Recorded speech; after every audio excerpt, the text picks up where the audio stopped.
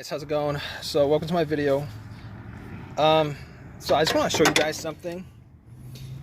I noticed sometime last week that my my shifter, not the transmission, but my shifter was kind of stiff. So I didn't quite know what it was, whether that was an issue or not, but whether that was just me. But I went out and checked a couple of things that I could check. Coolant, engine oil level, and I noticed that my inverter fluid was on the low end. And I was looking around, and then I saw this. You know, it was under all this stuff, but I saw this, and you see all that pink stuff there. That kind of worried me, you know, because before it was like all the way full. I'm pretty sure it was all the way full before. So I went out and I got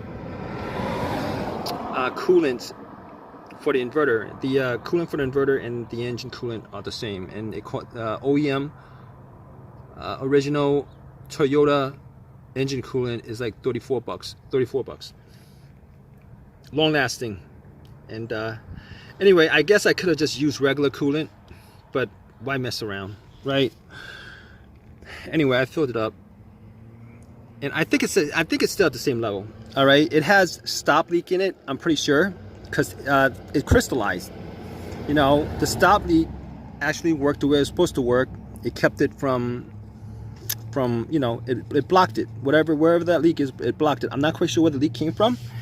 As you guys can see, it came from the hose. I don't think it came from the gasket. I was looking at this, and this looked like it might be 2 pieces. I'm not quite sure, but I'm not gonna bother with that. What I'm gonna do is I'm gonna get some epoxy. I'm just gonna epoxy around this, and I'm gonna take the hose off, cut the hose, because sometimes the opening of the hose gets old, and you're gonna have some leakage. So I'm gonna cut it, and I'm just gonna. It's got enough give that you could actually cut this much, and then just, you know, pretty much pop in the hose, and you get like a brand new opening. All right, that's what I'm gonna do. I'm gonna do a coolant change. I probably don't even need to do all this, to be honest with you, but since this car is 275,000 miles, might as well do it anyway. I did get two gallons, I guess, 2 gallons of coolant. I watched the video on it, and I don't think this holds a lot of coolant, maybe like half a gallon or something like that. But I got 2 gallons just to make sure that I had enough. And I'm gonna show you guys how to do it.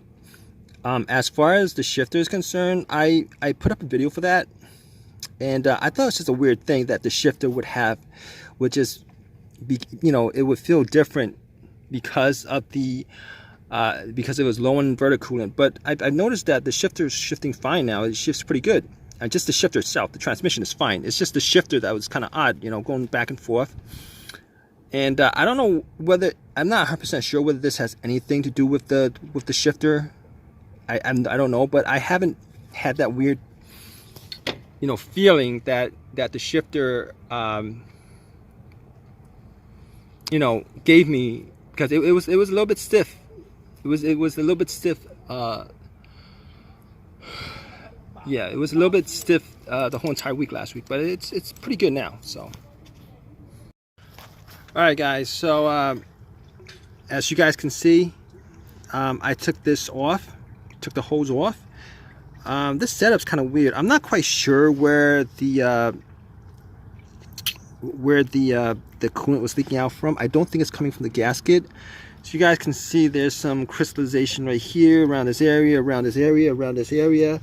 I think it's actually coming from the hose somewhere. I'm not 100% sure on it. But I was thinking about putting some epoxy around this area. So what I was thinking of putting some epoxy around this area, might be leaking from there. I'm not quite sure. But I think the hose might have, it was spewing off from somewhere. For sure, because I looked around. I think it was like spewing this way, and some of it came out this way. I am 100%. I'm pretty certain it's not coming from the gasket on here. I mean, don't think the gas. I don't know about changing up the gasket on here, but I don't think it's coming from the gasket from here. And regardless if it was, you know, it crystallized pretty good because there's no leakage. After I filled it up last time, there was no leakage. I didn't see any kind of leakage. But this spout, I guess that's what you call it, the spout right here, from the inverter, it has a weird setup. I mean, it looks like it's a screw-in kind of deal. I'm not quite sure. This hose, as you guys can see, this hose actually, it goes in, but it actually hits this part, and I'm positive maybe this part, I think maybe it came from this part, from the underside of it. Maybe it heated up and stuff. I don't know. But I'm definitely gonna change up this. I'm gonna put in a screw-in clamp. I'm pretty sure I'm gonna put in a screw-in clamp. What I'm gonna do is this hose right here, I'm gonna cut it here somewhere, and I'm just gonna pop it up, because sometimes if these hoses get old, they'll get brittle or whatever. So I'm just gonna cut it here, and I'm gonna clamp it here, and that should solve it, whatever the problem is, if it's coming from this, if that's where it's coming from. But I'm gonna clean this up. I'm gonna put some epoxy around here, and then after that I'm just gonna cut this, pop it in, and then just refill it. Alright guys, so I cut it. The tube was like really hard to cut. I use a sheet cutter for it. You know, one of those sheet cutters. I tried using these blades. It didn't work. Anyway, you know, I switched up the clamp. Switched up that clamp to this clamp, and we're gonna clamp this up, and we're gonna finish this job up. Gonna fill up reservoir. We're gonna bleed it. Hopefully that bleeding method works. I'm hoping it does, because I don't see any other way to bleed it besides doing that.